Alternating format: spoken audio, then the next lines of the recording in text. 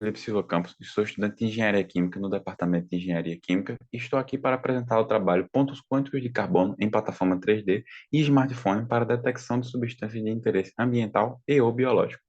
O professor orientador aqui é o professor Wagner Bezerra dos Santos e o trabalho aqui feito foi no Laboratório de Instrumentação e Automação em Analítica Aplicada, localizado no Departamento de Química Fundamental. Os objetivos aqui são justamente produzir sondas à base de pontos quânticos de carbono para fazer uma aplicação em detecção de pesticidas que são encontrados em águas ambientais. Dessa forma, fazer uma aplicação gerando uma baixa quantidade de resíduos de modo rápido, preciso, sensível, com baixo custo e sem impacto no meio ambiente, com análises em tempo real. Os objetivos de sustentabilidade aqui contemplados são os objetivos 3, 6, 12 e 14. Então, pontos quânticos são nada mais que partículas a nível nanométrico que fluorescem. Essa fluorescência é advinda de uma excitação por um LED que emite no UV.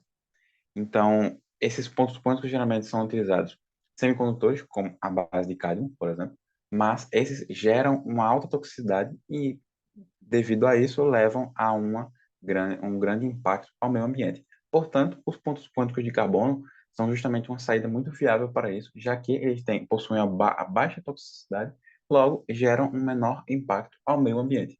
Portanto, existem já aplicações para fármacos, como carregamento de fármacos e a quantificação de metais e peptídeos, além de que o método aqui utilizado vai ser um método baseado em imagens digitais de fluorescência, que utiliza um smartphone para fazer aplicações em campo, que são registradas essas imagens e é estudada a sua fluorescência através delas.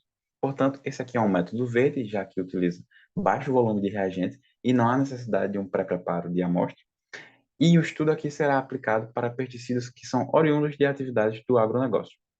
Portanto, na metodologia, a gente tem que 2 gramas de ácido cítrico, 8 gramas de etileno de amina foram pesados juntamente com 10 gramas de glicerol, sendo estes sintetizados via pirólise em banho de glicerol a temperatura de 180 graus Celsius por 4 horas.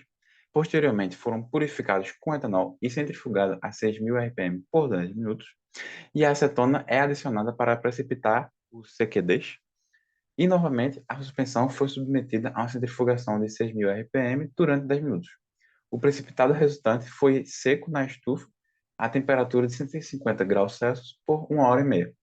A solução aqui a ser estudada era composta por 100 microlitros da solução de CQD, 100 microlitros de metanol, 50 microlitros da solução padrão do pesticida, 50 microlitros da solução tampão de fosfato. E aqui embaixo é observado uma imagem que representa como esse experimento era feito.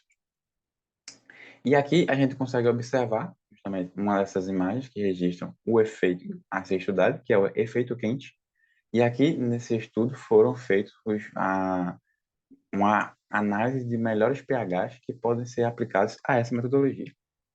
Portanto, o primeiro estudo deu-se pela escolha de quais canais eram mais sensíveis para a metodologia aqui. Se mostrou seu canal do azul, seu sinal se mostrou muito maior do que nos outros canais.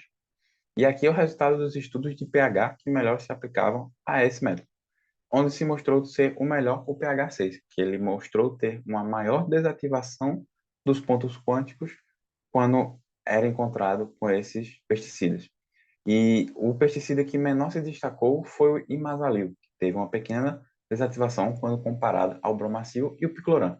Sendo assim, ele foi descartado desse estudo. Portanto, aqui é apresentada as curvas de calibração para as curvas de detecção para esses ambos pesticidas que foram estudados. E aqui a gente tem o estudo feito com a amostra real, onde essas amostras de água foram fortificadas com pesticidas, e aqui a gente observa os resultados finais. Portanto, os resultados foram tidos como satisfatórios, já que os valores foram próximos do que era esperado, além de que mostrou uma aplicação viável para esse método. Além de ter se mostrado também um método efetivamente verde, já que o volume de reagentes utilizados se mostrou bem baixo, o método também de imagens digitais é bem prático, a complexidade muito mínima, e os reagentes necessários para fazer esse experimento foram bem baixos, bem poucos. Então, por fim, quero agradecer ao FPE, Propesc, CNPq e ao LIA3 por fazer esse trabalho ser possível. Obrigado.